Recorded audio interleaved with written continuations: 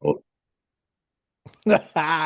Welcome back to the show. Oh my God, we're gearing up for a Memorial Day weekend. Happy Memorial Day. how you doing, Tom? I'm really good. A little vacay, little time away. That was good. Now Nice. back to being Nice. of service. All right. Mhm, Sliding back into it. Now everyone's going on vacation. It's Friday of Memorial Day weekend. mhm. Um, Lots of people got trips planned. The airports are packed. The roadways are packed. Yep. Yeah. So you had brought something up a while back and you said maybe Mhm. we'll do a show about it. So why don't we do a show about it? The psychology found on road trips. Road trip. Oh man, I love me some road trips. Whether you're riding I in the car for an hour or 2 weeks, right. you Wow. learned a lot about people. Yeah. And that's what we did as kids. I mean, that was our vacation. We did road trips. We Mhm. didn't fly all over the place, you know. Get in the car, and we were okay. I'm dating myself, but we were in the station wagon in the way back. Remember the way Looking back? looking for the south of the border signs. Oh, we drive past the south of the border. I have never stopped there. Have you? No. So, for people that don't know, I-95 on the East Coast, right at the border of North and South Carolina, there is this big resort called South of the Border, and there are billboards coming north and south for like states away, Yeah. like Oh yeah. 300 miles until you get to the south of the border. Yeah. And so it's all this anticipatory stuff, right? Mhm. And so south of the border, what it is it's this huge hotel, resort, pools, ski ball, go karts, Mhm. all the everything you can imagine, putt putt Yeah. golf, all this stuff. And it used to be, you can tell it was big in like the 60s, 70s, 80s. That was Yeah. like the place to be. And now you drive past and it's just kind of sad sitting there, and everything's kind of old, Mhm. but it's still exciting. You all the south of the border signs. And I've always wanted to go, but Uh-huh. yeah, never been. We had wanted to go too, but the parents were like, "No, we're going to Orlando, right?" All right. Yeah. Great. Yeah. Yay. But road trips, that's what we did as kids, and we were so excited. And um it was the anticipation. It was and how come it always took so long to get there, So right? long. So long. So long. And then it was like driving home was a breeze. It was like you were home before you knew it. Right. But getting there was, even if it was an hour and a half, it still seemed forever. Right. Yeah. And then all the stops, along the way, 20-hour road trip, whatever, 10-hour road trip, Yeah. 2 hours and stops along the way, get gas, go on those. Oh, and the gas station bathrooms. Oh, And you're eating different unusual food schedules and food. So, hmm. the bathrooms are more important when you're on a road trip. They are for sure. Uh, and then Mm. my our rule. So we did lots of road trips as well, and with my kids when they were younger. And you know when you go to, like, you got kids or whatever, you're in the car, you're running your daily errands. You go to the gas station. The kids are always like, "Hey, can I run in and get a soda?" And no, No, we're getting no. gas. We're out of here. But we don't do that. But when you're on a road trip, every time you stop and get gas, you give like the kids 10, $20 and like, go in and buy whatever you want. Go buy the 4 pound Nestle Crunch bar, Yeah.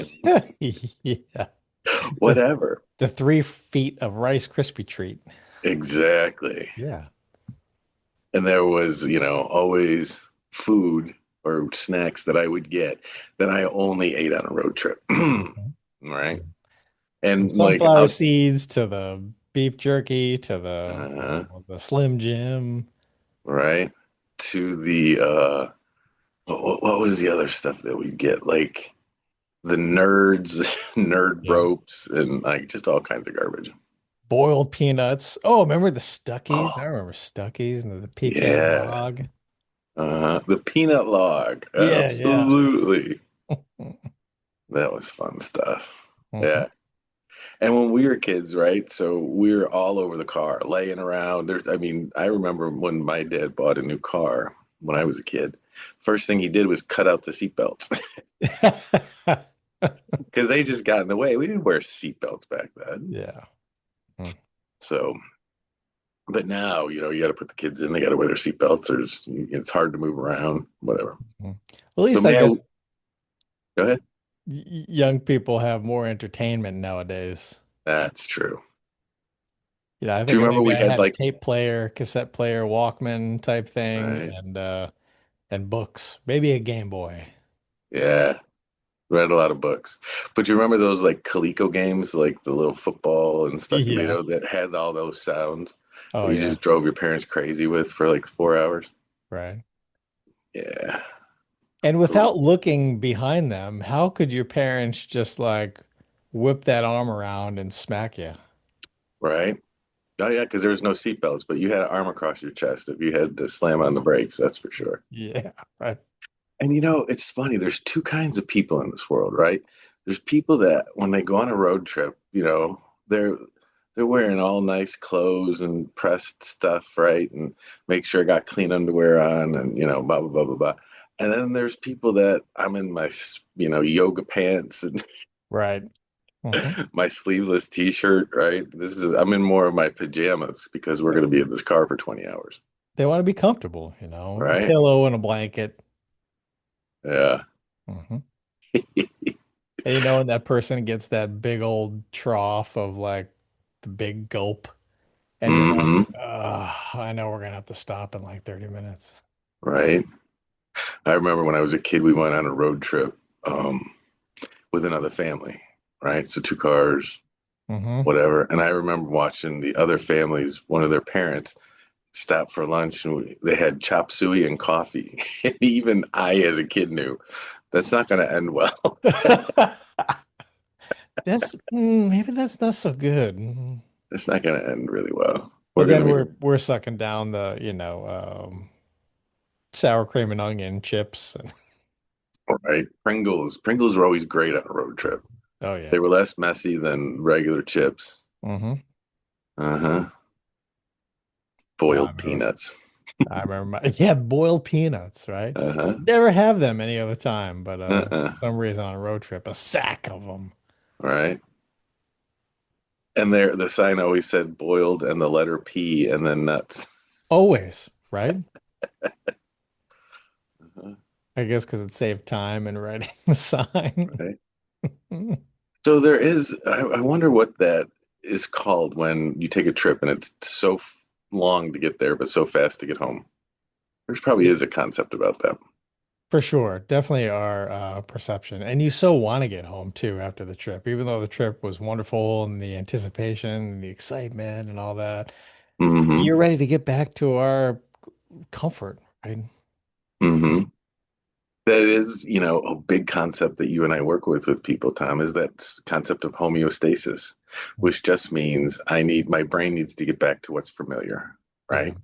We find comfort in our routines, in our daily routines. We get up, we exercise, we have our coffee, we take a shower, we go to work, We have a basic routine that we follow most of the time. And your brain finds comfort in that.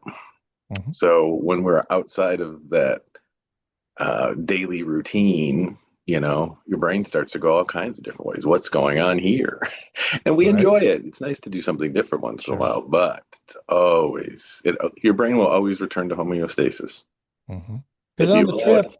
you don't sleep as well because it's a different type of environment, different type of bed, different temperature, right? Then you got to get up early because you got a whole, agenda, itinerary for the next day, and you got to go here and you got to go there and you got to see this, and then you're eating different foods, you're eating vacation foods, and like your Mm, system is just thrown out of whack, and we can't wait to be home for that comfort again. yeah. I remember I came down to Florida, moved from Chicago, right? And I took a job at the hospital, right? And so I took this new job. We get down, and my first day, or it was an orientation at HR thing, and you had to get checked out by the nurse. So the nurse takes my blood pressure. My blood pressure is through the roof. And she's like, "Whoa, are you okay?" And I'm like, "I feel fine. I don't know why my blood pressure." She's like, "You're on vacation. You're eating salty foods. Welcome to this humidity. It's going to kill you, and your body. It'll take Yeah. your body 6 years to get used to it." Yeah. She's like, "Yeah." But yeah, because your body's out of whack. It's something new. It's something different. Mhm. Hospital. I always think Uh, we need to get this woman to a hospital immediately. Oh, doctor, what is it? It's a big building with lots of patients, but that's not important right now. Excuse me, sir. Does your dog bite? No, my dog does not bite. I thought you said your dog does not bite. That's That is not not my my dog. dog. Oh, Tom, we could do this all day long. So the psychology of the road trip, you learn a lot about people, about your Right? family members or your friends or whomever you're on the trip with. Think about this, like who's the person that needs to drive, and what does that say about them? Control. I need to be in control. Maybe there's a degree of anxiety that comes, and they might even drive the whole trip and not want any help. And what does it say about the person who's not driving, but wants to tell the driver what they need to do, they need to stop, how they need to take this turn, the navigator type, what does it say about them? And then remember, it's always the debate is if I'm the driver, then you at least need to be paying attention and keep, with talking or keeping me entertained, whatever. Hmm. Don't like put your head down and go to sleep for 3 hours because Right. then I'm just like, what? Yep, exactly. And then they talk for 2 hours and you're like, can you just go back to sleep? Well, because you're in a small, right, confined space Mhm. with people for long periods of time. Right? They may start to get on your nerves, and couples may have arguments. Right? Also, I've noticed car confessional booths.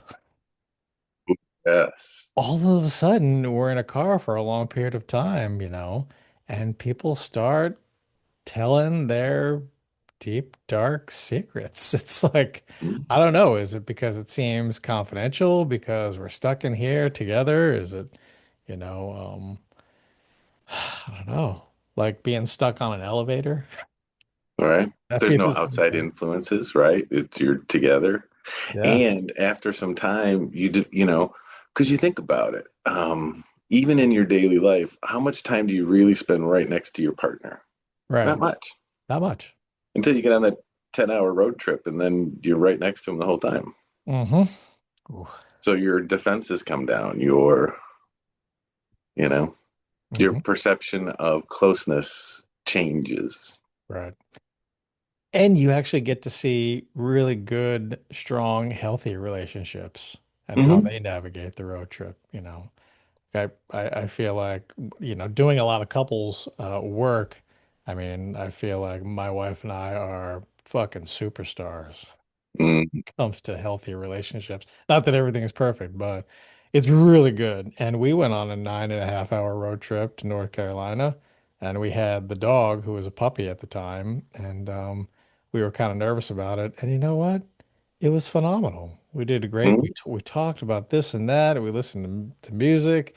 The dog was great. I was just so surprised. We did the stops, and he got out on the leash, didn't mess around, went potty. We even did the Bucky's thing Oh, yeah. where you can bring your dog in there. Yeah. It's kind of wild. And it was good. It was a good time. Just being in the car anymore for long periods of time. As we're getting older, it's just like, Mm. ugh. Yeah. It's a lot harder on your body than it used to be, that's for sure. Mhm. Yeah. And for those of you out there that don't know what Bucky's is, Bucky's is a road stop and it literally has 100 gas pumps. Literally 100 gas pumps. So it's huge.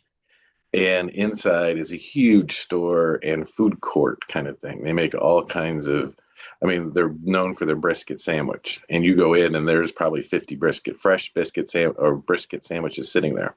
Mhm. Um, So it's great. It's an experience.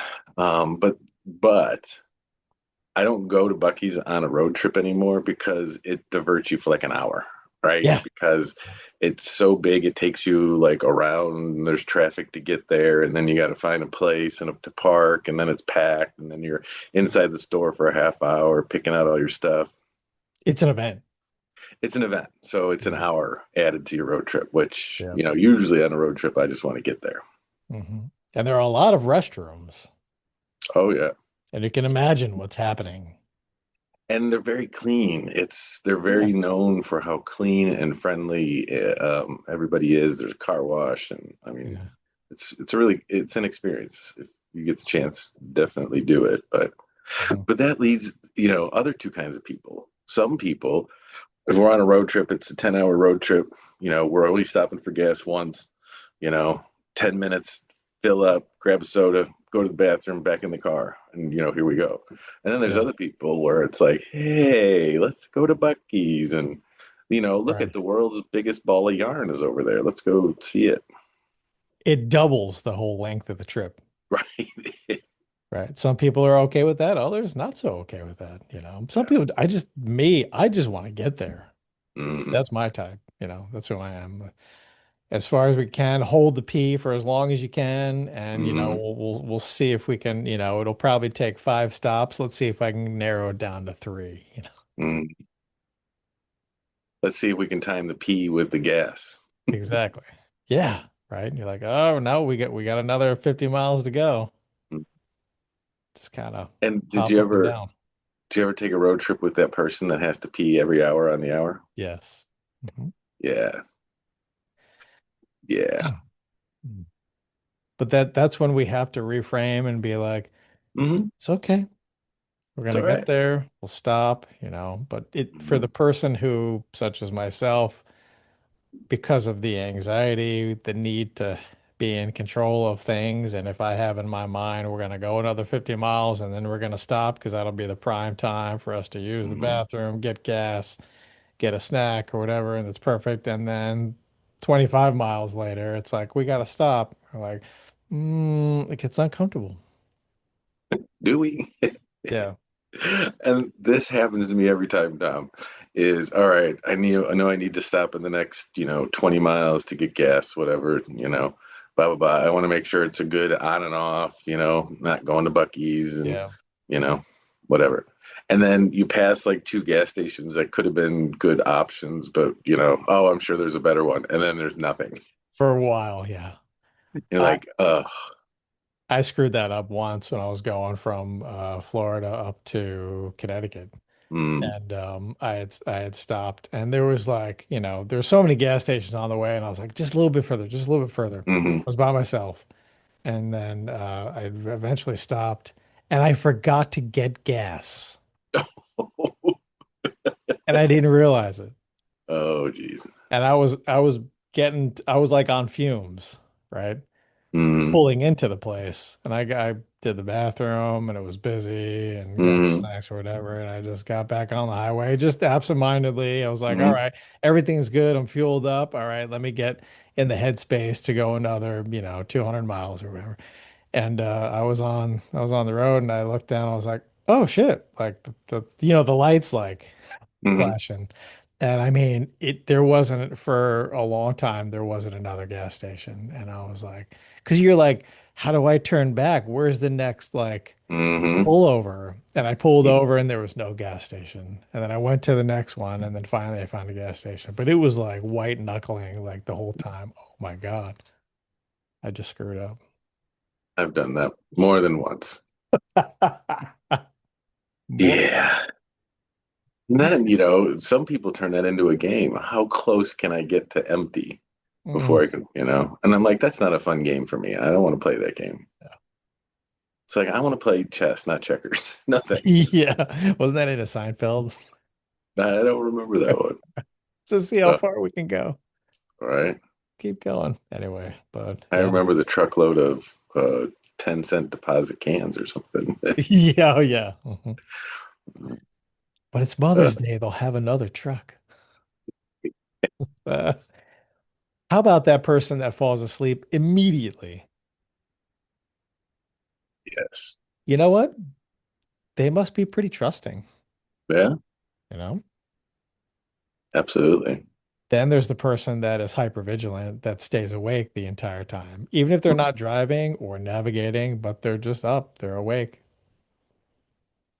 What does that say about them? These are just interesting psychological things to think about, Hmm. on a road trip. And you know people like this in your family. Hmm. Person who needs to control, the person with anxiety, the backseat driver, the person who gets intense road rage. That's another big one. And the person who just kind of like, whatever, we're in the car, I'm in the moment, I'm just gonna go to sleep and Hmm. it's good. And it's interesting. Does your road trip behavior align with who you are on a daily basis, or do you turn into a different person Right. on Mhm. your road trip? Because I'm a very disciplined kind of guy, particularly with diet and Mhm. kinds of stuff. But man, when I'm on a road trip, I will eat everything and anything that you put. Yeah. I'm like, Yeah. Screw oh, it.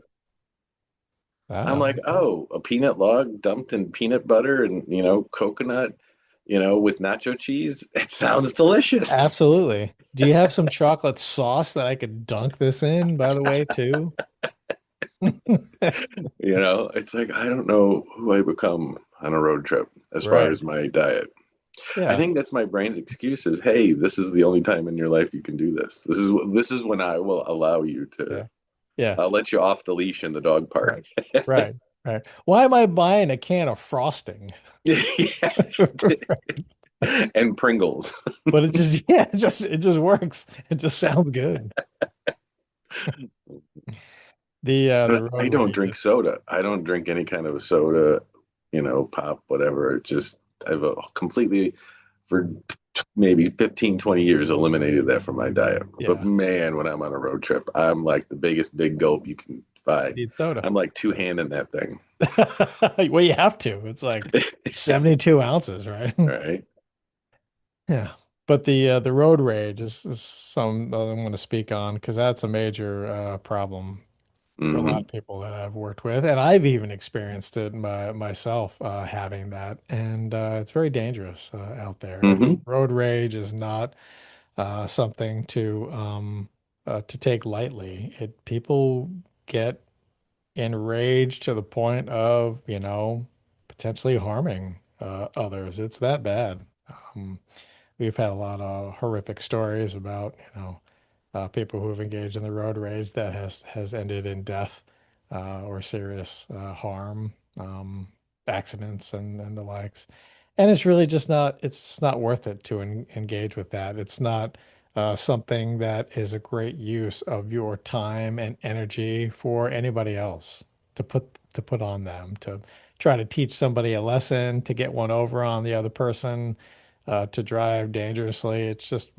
It's pointless. There's enough shit going on in this world that that's can't we just get along? But um people have such a It hard time. sometimes challenges your sense of justice. Like they can't, they shouldn't be doing that. Why do you care what they're doing? Let them do what.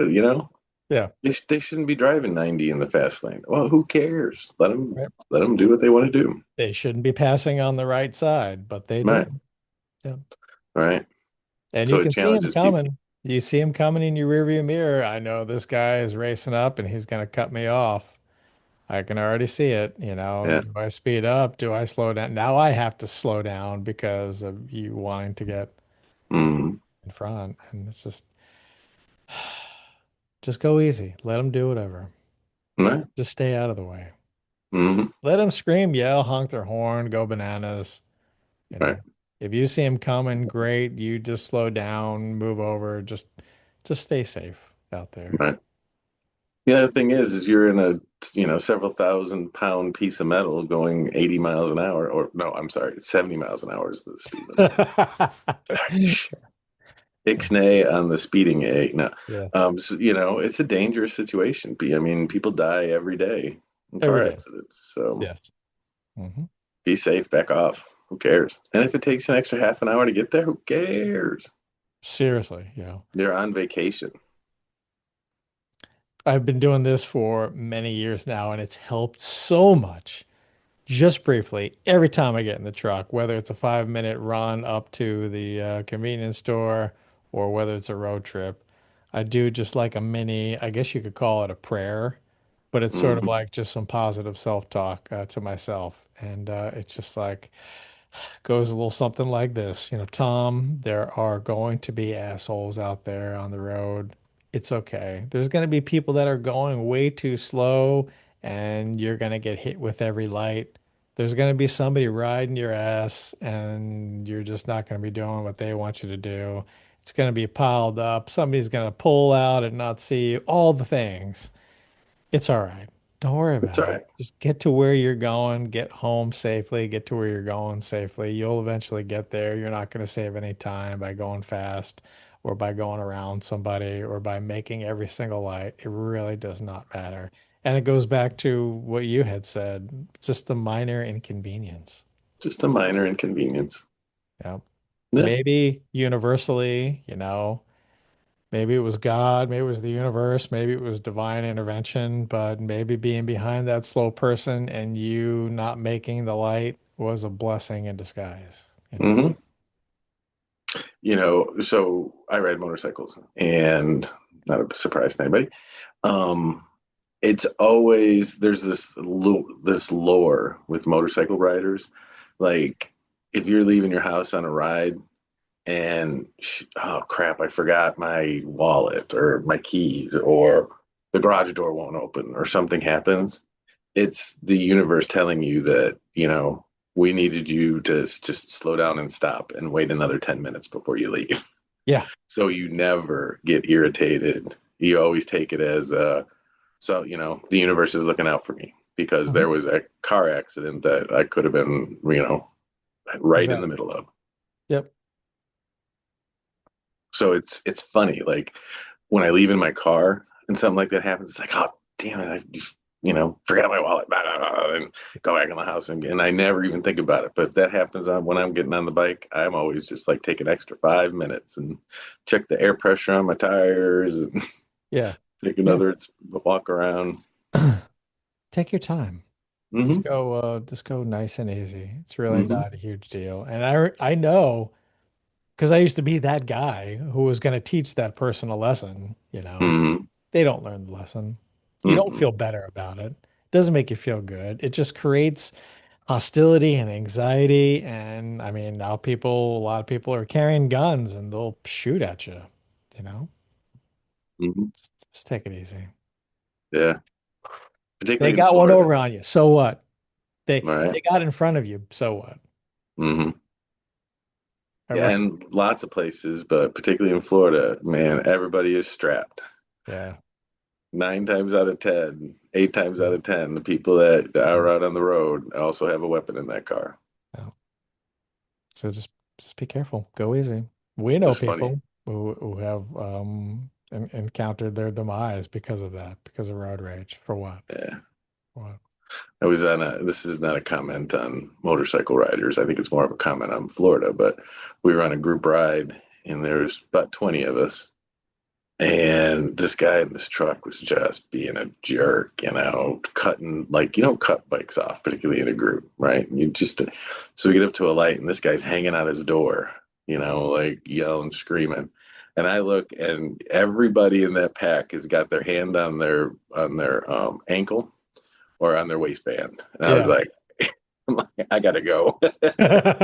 Yeah. Mhm. Exit stage left. I gotta get out of here. Exit stage left. Mhm. I got to tell this story. It's a friend of mine who he tells this everywhere, so he wouldn't be upset breaking this.